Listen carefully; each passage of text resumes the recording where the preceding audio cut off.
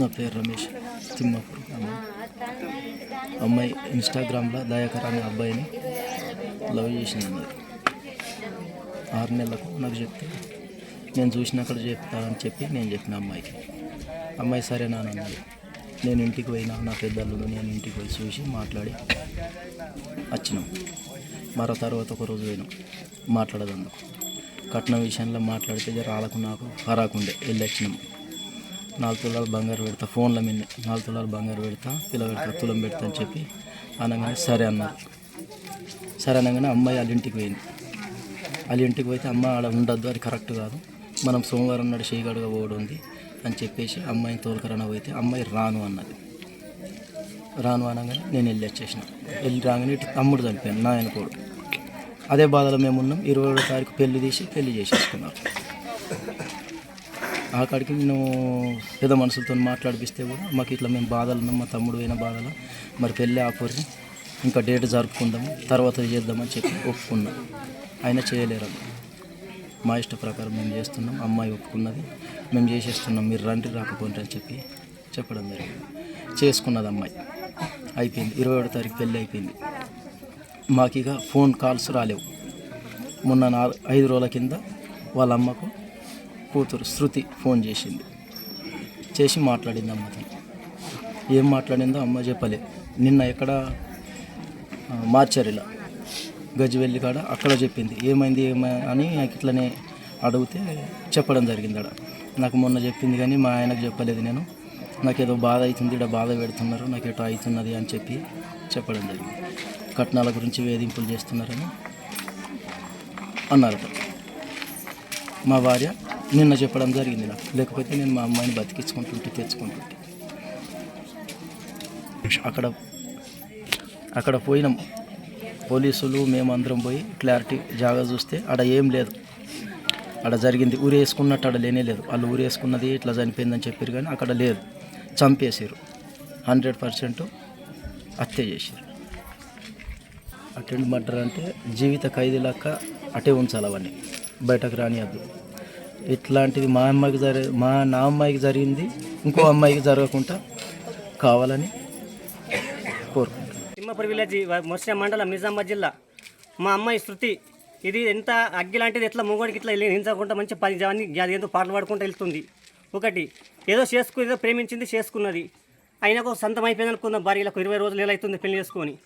ఆయనకు నచ్చకుంటేనా చెప్పేయాలి, వాళ్ళకని చెప్పలేదు అనుకున్నాం. వాళ్ళు అయ్యేవన్నా అమ్మ నువ్వు వినకొచ్చిన మాకు మీ అమ్మ నాన్న వీళ్ళు బిలాంపు మాట్లాడుకుందామని చెప్పేయాలా. అట్లా జరగలేదు. ఈ కానిస్టేబుల్ ఎస్ఐలన్నా వీళ్ళన్నా శవం తీయకుండానే ఉండాలా. వాళ్ళు లంచం ఇచ్చారు, ఏమి ఇచ్చారో తీసుకుపోయినారు, హాస్పిటల్ పడేసారు. వీళ్ళు ఏమో దాసపెట్టేశారు. వీళ్ళు తెలియదు ఇప్పుడు కానిస్టేబుల్ ఎస్ఐలకు ఎవరు చెప్పారు, మీరు వాళ్ళ అమ్మ నాన్న ఎవరు, మరి పిల్లగాడి తండ్రిలో ఎవరు అని అందరినీ ఇట్లా ఉంచాలన్నద్దా. ఎవరు ఉంచలేదు. వాళ్ళని పిల్లలు తీసుకుపోయి హాస్పిటల్ పడేసారు, గవర్నమెంట్ హాస్పిటల్లో. వీళ్ళని ఏమో దాసపెట్టేశారు. ఎంతమంది పిల్లలు ఇట్లా చనిపోతారు సార్. ఒక్క పిల్లగా న్యాయం జరగచ్చింది. ఈ రాజకీయ నాయకులది, ఈ కానిస్టేబుల్ది, ఈ ఎస్ఐలు వీళ్ళది నడుస్తుంది. అయిపోయా వీళ్ళు లంచం ఏంగానే మోపేస్తారు. వీళ్ళు వచ్చిందాక తీయద్దు, ఎట్లా జరిగింది సరే ఉరేసుకుందాం అనుకుందాం. ఒకటి ఉరేసుకున్నప్పుడు ఆపనద్దా తీస్తే అన్నీ ఎంక్వైరీ చేయాలా. ఏం చేయాలి కథ మేము రాకన మంది తీసుకుపోయినారు, హాస్పిటల్ పడేసారు. ఇప్పుడు ఏమంటారంటే ఉరేసుకున్న పిల్ల, అది ఉరేసుకున్న పిల్ల కాదు. ఎంత తెలుసు తేజ్ మీద ఎట్లా గడ్డ మాట్లాడుతుంది. మొగోడి కన్నా బంటు తల మీదకి ఇస్తుంది కానీ తల కింద తీసుకోదు. అసలు మనిషిని ఇలా ఊరేసుకుంటుందా.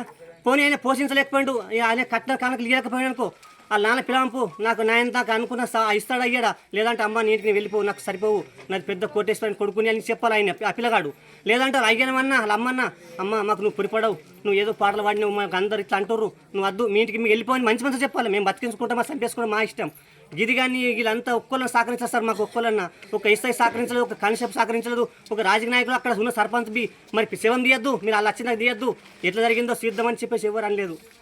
పిస్తోల్ లెక్క పోయినా ఇప్పుడు వస్తుంది బయట వస్తారు. ఇప్పుడు ఎంతో జుర్మానిస్తారు, అవి వస్తుంది. ఆడు ₹1 ఇస్తాడు, అవి వస్తాయి. పిల్ల వస్తుంది చెప్పు ఒకసారి. ఆడు మరి ₹1 సంపాదిస్తాడు ఏదో బిజినెస్ చేసి. అవునా కదా. నా పేరు సాయి లవోలా, నిజామాబాద్. అయితే శృతి మా బృందంలో ఒక సభ్యురాలుగా ఉండేది. గత ఒక 10 సంవత్సరాల నుండి మాతో తిరుగుతూ ప్రోగ్రాం చేస్తూ అనేకమైనటువంటి ప్రోగ్రాంలో చురుకుగా పాల్గొన్నటువంటి వ్యక్తుల్లో మొట్టమొదటి వ్యక్తి శృతి. ఎందుకంటే అసలు ఆమె గురించి చెప్పాలంటే మా గుండె బాగా బరువెక్కిపోతుంది. ఆమె ఎంత గొప్ప సింగర్ అంటే వాస్తవంగా చెప్పాలంటే నిజామాబాద్లో ద నంబర్ 1 టాలెంట్ శృతి.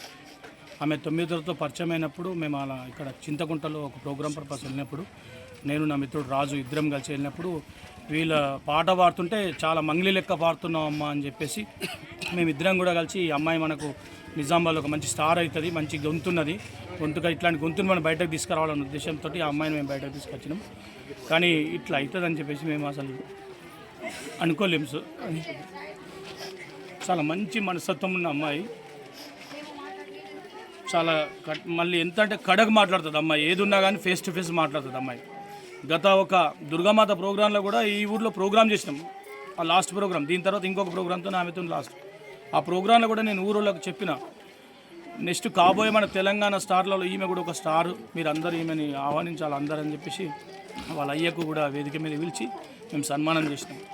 అంత గొప్పగా ఇటు పాటనే కాదు, ఇటు పాట ఇటు ఆట ఒక్కటే నడిపేటువంటి సత్తా ఉన్న శృతి అమ్మాయి. మా పిల్లని తీసుకుపోయి పెళ్లి తల్లికి తండ్రికి తెలియకుండా పెళ్లి చేసుకున్నాడు. 20 రోజులు ఆడి 20 రోజులకు ఆడికి ఎంత యాష్టకు వచ్చింది, ఏమిటి యాష్టకు వచ్చింది. మా పిల్లని చంపి కీలేసి ఇల్లు తిరిగోడ పోలీసు వాళ్ళని ఉంచుకునేటి కారణం ఏంటి? ఆడికి ఇష్టం లేకుంటే మా పిల్లని మాకు తోలేసేది. తోలేస్తే మా పిల్లని మేము ఉంచుకుంటుంటాం. నీకేమైనా కావాలంటే అత్తమామకు ఫోన్ చేయమంటుంది, వాళ్ళ బిడ్డను వాళ్ళకి అప్పగేయమంటుంది.